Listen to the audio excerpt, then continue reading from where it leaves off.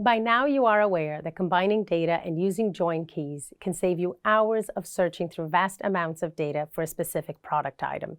But did you know that you can simplify your query even further by specifying how the data should be combined? In this video, you will learn about join types, specifically the difference between left outer, right outer, full outer, and inner joins. A join type in Microsoft Power BI refers to how tables of data are related to each other in the software. The joins are important because they determine how data is consolidated from multiple sources into a single view.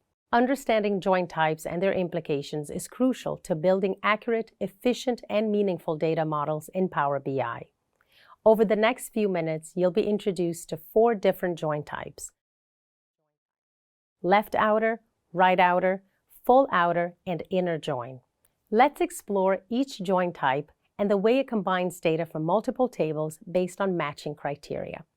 Let's say we have 2 tables, one on the left for sales and one on the right for countries. The sales table has 3 columns: date, country ID, and units. The countries table has 2 columns: ID and country. The sales table country ID column can be used as a join key with the ID column of the countries table. Now let's explore each join type and how they combine data. First, let's start with a left outer join. If a left outer join is used, all rows in the left table are kept and the matching rows from the right table are merged in. If the left table is missing columns that the right table has, the columns are included as part of the merge. It is important to note that if there is no match for a row between the tables, default or null values will be used for columns where matching data is unavailable. In this scenario, the resulting table will have the columns from the left table: date, country ID, and units, along with a country name column. Since the right table did not have a country ID of 4, the country name is null. A right outer join works similarly to the left outer join, except that all rows in the right table are kept and the matching rows from the left table are merged in. Again, if the right table is missing columns that the left table has, the columns are included as part of the merge. Similarly, if there is no match for a row between the tables, default or null values will be used for columns where no matching data is available. In our scenario, the resulting table will have date, country ID, units, and country name.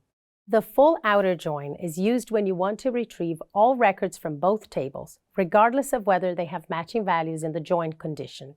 In this scenario, since the right table has an ID of 4, and the left table does not have a corresponding entry with a country ID of 4, a row is created with a country name for ID 4 and with null values in all other columns. In the previous video, What is a Join?, you used full outer joins and append with joins by matching related data. For inner join, only matching rows from both left and right tables are merged together. This join type is helpful when you want to focus only on the sales that have corresponding data in another table and exclude any sales data that don't match.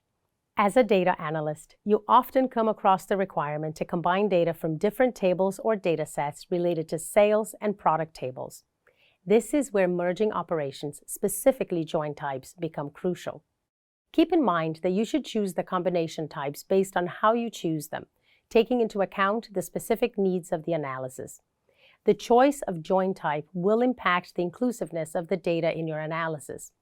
It's important to consider your analysis objectives and the specific requirements of your project. Each join type serves a different purpose, and selecting the appropriate one ensures that you obtain the desired result set for your analysis of order and order details data.